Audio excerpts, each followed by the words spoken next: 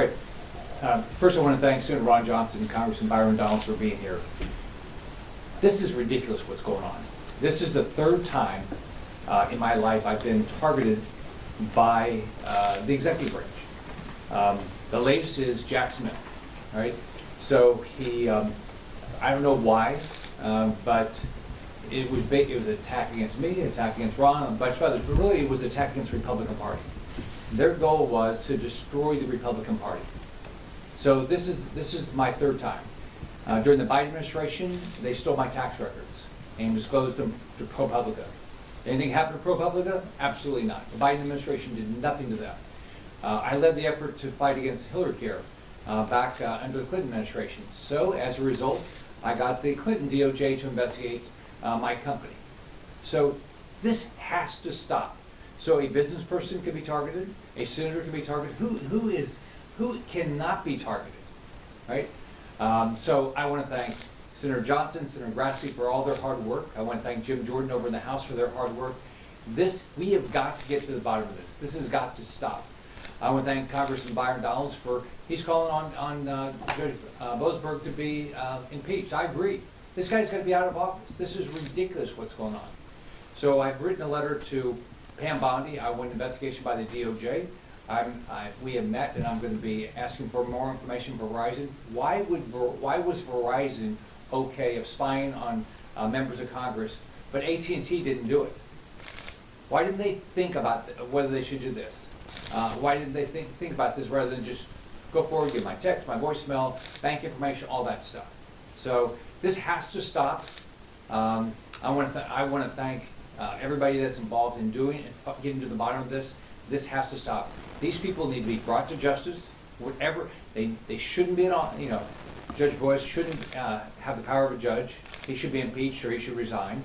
And Jack Smith, we've got to find out exactly what happened, and if appropriate, he needs to be indicted. So let me turn over to Senator Johnson. Well, thank you, Senator Scott and Congressman Donald. I've got 3 points to make. First, I want to talk about how Senator Scott found out that he was targeted by Jack Smith, and let's call it what it is, a dragnet. We continue to get and actually appreciate the fact that Verizon now is providing us information. So just yesterday we got a number of additional subpoenas targeting a number of different phone numbers. That's what's kind of different about this is when we were notified, the first 9 members targeted by Jack Smith, that we were notified by the FBI, we had our names. The subpoenas we're getting right now are just phone numbers. I call Rick Scott Fairmount, so I recognize his phone number, and that's why he was notified so quickly. We're right now trying to track down the phone numbers of the additional subpoenas we received yesterday, so stay tuned. There'll be more announcements made. We want to do that in conjunction with the individuals that we're targeting. But that's the other point I want to really emphasize. I know people call this a fishing expedition. I don't disagree with this as a partisan fishing expedition trying to dig up some wrongdoing on the part of Republicans. It's far worse than that. This is a massive partisan dragnet. It was designed to provide information for their lawfare scheme to literally cripple their political opposition, the Republican Party. That's what this is all about. This is a scandal far more egregious than anything that Watergate ever was. People need to understand that. Second point I want to make, we're getting information from Verizon. We're getting information from whistleblowers. We're getting some information from the Department of Justice. And so I want to encourage more whistleblowers. I want to encourage and thank Verizon for providing us the information they're providing. Be completely transparent.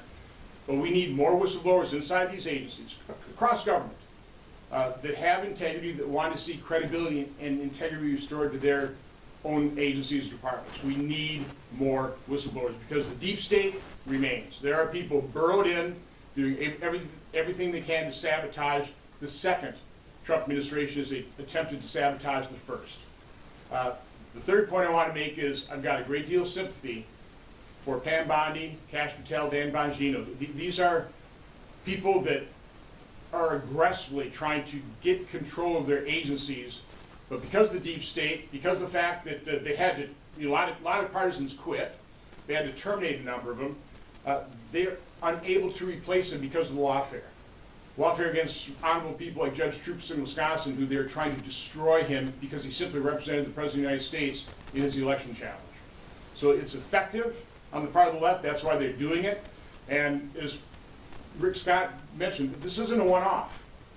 This has been their game plan literally for decades, to use lawfare, to use the court system deviously to destroy their political opponents. It has to end, and the only way it ends is if it's totally exposed, and that's certainly what I'm dedicated to do here.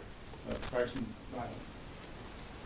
Well, first of all, let's get to the point on this. Operation Arctic Frost and everything that's occurred under it. It was a scheme to investigate, to basically sideline, to suppress, to diminish Republican senators and other Republicans in our country. And the reason why they sought to do this is because they want to maintain political control over Washington, D.C. When I say they, I mean the Democrat Party. This is outrageous that you've had Senator Scott and other United States senators have their records subpoenaed by Jack Smith, somebody who was brought into the Department of Justice by Merrick Garland and by Joe Biden.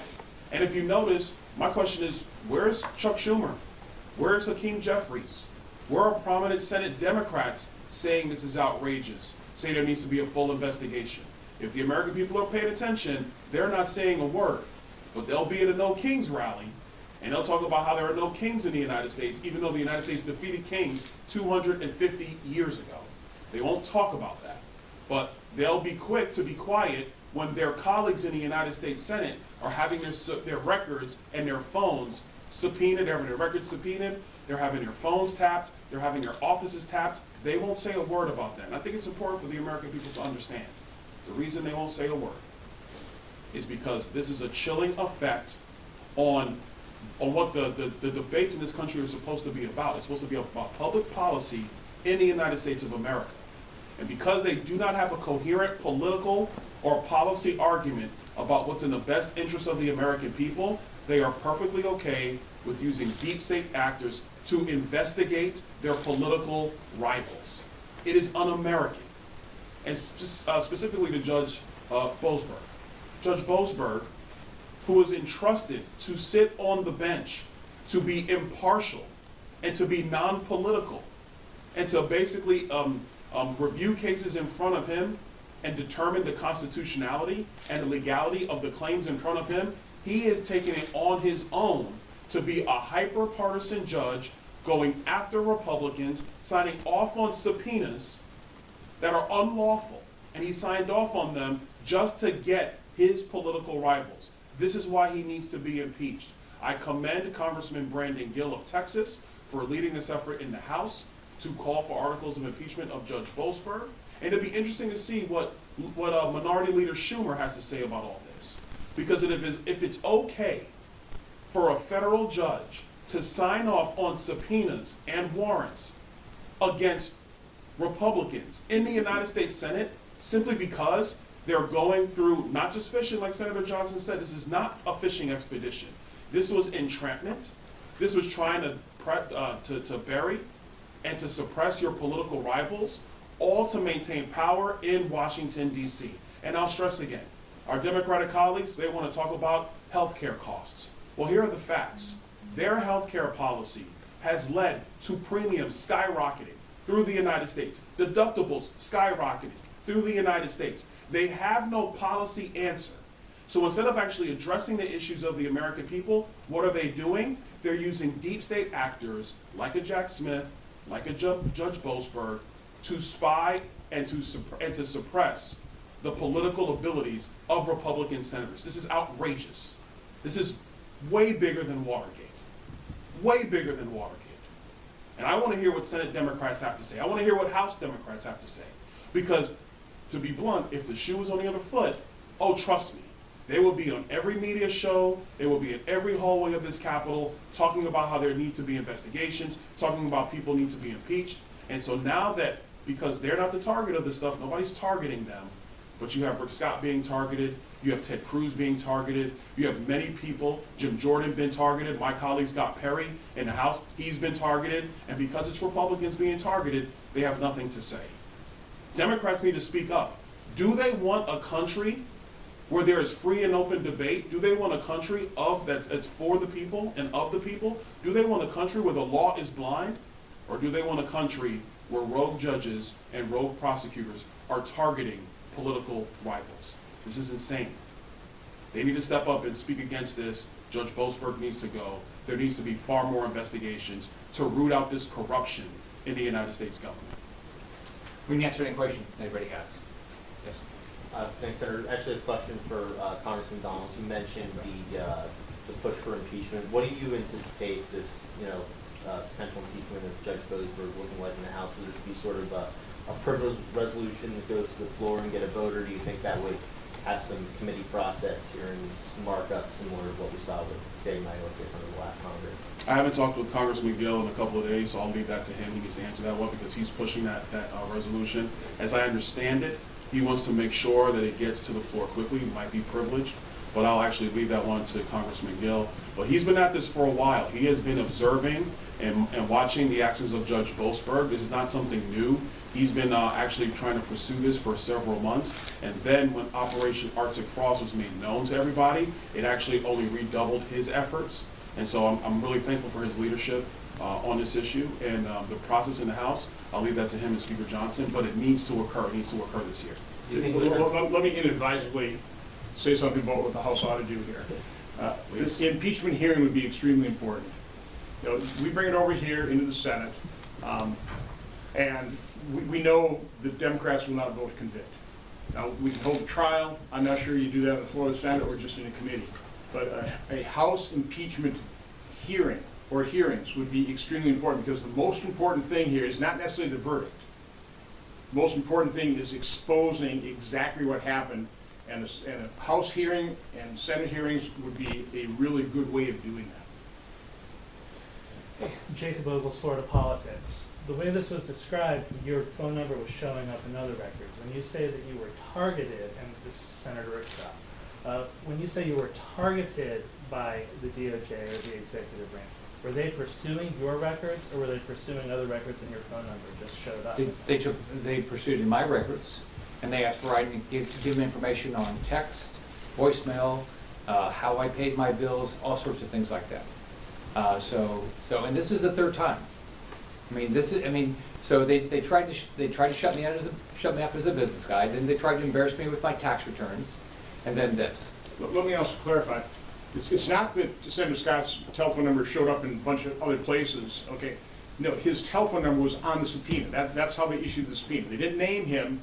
They just issued a subpoena with I think in his case there were 9 or 10 different phone numbers that, again, we're trying to track down. We got a number of subpoenas yesterday with more phone numbers we're trying to track down. Some of these are already phone numbers that are no longer in service, so it's a little difficult to do that. But again, it was just that the subpoena listed his phone number. It wasn't like his phone number was associated with any kind of wrongdoing whatsoever. Do you believe they were seeking charges or trying to pursue some sort of action against you? We don't know. Again, as this information is coming in, that's why I said it looks way more not just a fishing expedition, but literally a dragnet. I think Jack Smith probably ran out of time, but I think he was looking to indict all kinds of people. Again, what they were criminalizing, what they're attempting to criminalize, what they've actually charged Judge Troupas with felony, is exactly what JFK did in Hawaii. They had an alternate slate of electors. When JFK prevailed in Hawaii, that alternate slate of electors was able to vote for him for president.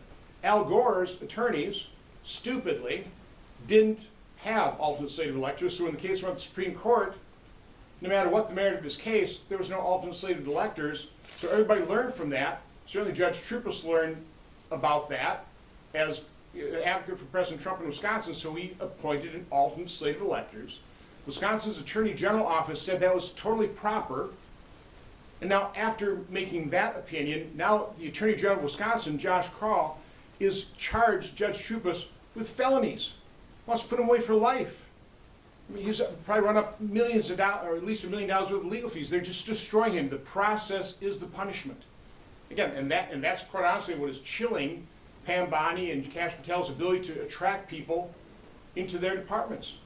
Is it worth serving 3 years and have your being targeted in the future by Democrats' lawfare. Again, this is awful. This is sick what the Democrats are doing. Basically, they want to shut us all up. They want to shut us up and put us in prison. That's what they want to do. Yes. Can you lay out what kind of timeline you're looking at here for when you want to get certain information done or when you want to get answers here? A lot depends on really what Pam Bondi and Kash Patel do. Again, they want to preserve a criminal case. I understand that. I want to make sure that the criminals get prosecuted and convicted as well. But to me, the greatest imperative is getting all this information out in the public as quickly as possible. I think they can do that without spoiling their case. I'm not an attorney, I'm not a prosecutor, so I'm not expert at that. But to me, the number one thing that has to be done is exposure. I think they've been investigating this quite some time. I think they're dramatically understaffed for the reasons I stated in the department. I think there's a lot of hang-ups in terms of what information they've determined, whether it has to be cleared, has to be vetted. They don't have the personnel to do that. So they're going to have to staff up. And that's one of the reasons when I was here in a press conference last week with the Judiciary Committee, I called on the members of the Senate Judiciary Committee to do everything they can to help those departments staff up. I mean, they know lawyers, they know people, encourage people to, come and work in the Trump administration. We need you. This is a call to duty. If you're a patriot and you love this country and you want to see integrity and credibility restored to the Justice Department and the FBI, you need to serve.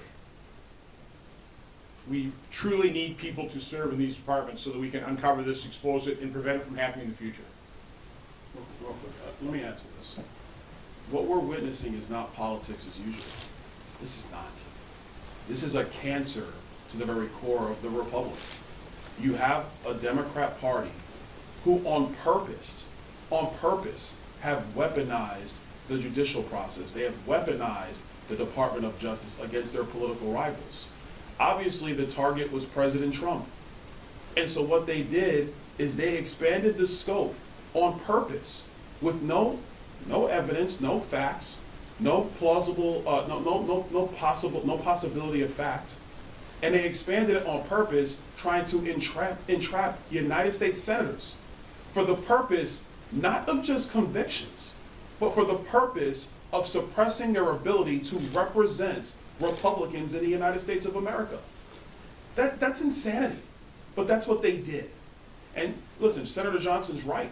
It is hard for people in the legal profession to decide to come into this administration because what's happening in bar associations all across America is that if you decide that you want to come in and work here, or I'll bring up another case that people don't want to talk about, but it's true. You had lawyers in America who were trying to represent January 6 detainees, and they were being blackballed by the legal community. That is a fact. They were being blackballed by the legal community from representing those individuals by Democrat attorneys in the bar associations all across America. This is a cancer to the core of the republic. And that's why Senator Johnson and Senator Scott, they need to have answers immediately. We understand what needs to happen at the Department of Justice, and we respect that process, but the American people need to know clearly and unequivocally that the Democrats don't care about the normal operations and the normal give and take of politics. They don't care about that. What they care about is full political control. And if you don't go along with their agenda, then they're going to find a way to investigate you. And the process, to Senator Johnson's point, the process is the punishment. You have people who've been ground into the dust financially because they didn't go along with the Democrats. It's disgusting. And it's got to stop, and that's why this has to be exposed. Yes.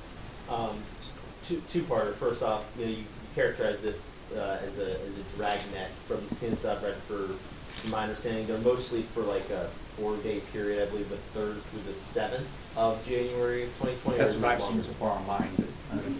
No. Okay. No, the subpoenas we're getting in now are far broader than that. Okay. The 4-day period was for the initial 9 members of Congress that the FBI made us aware of. The subpoenas coming in now are very broad. They're for a much longer period of time. They're for many more records. So that's why I say this is way more than a fishing expedition. It truly is a massive partisan dragnet. They're just trying to scoop it all up, again, for the purpose of trying to cripple their political opposition. Well, they That's just what want it's to all about. destroy lives. I mean, They don't care about destroying lives. It's, you know, somebody like Judge Troop is an honorable man. Probably the best election attorney in Wisconsin.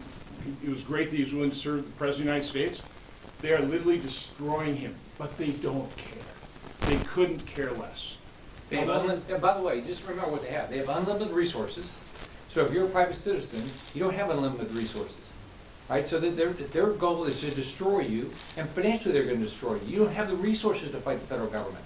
So if you're in business, you don't go along with them, they'll go after you.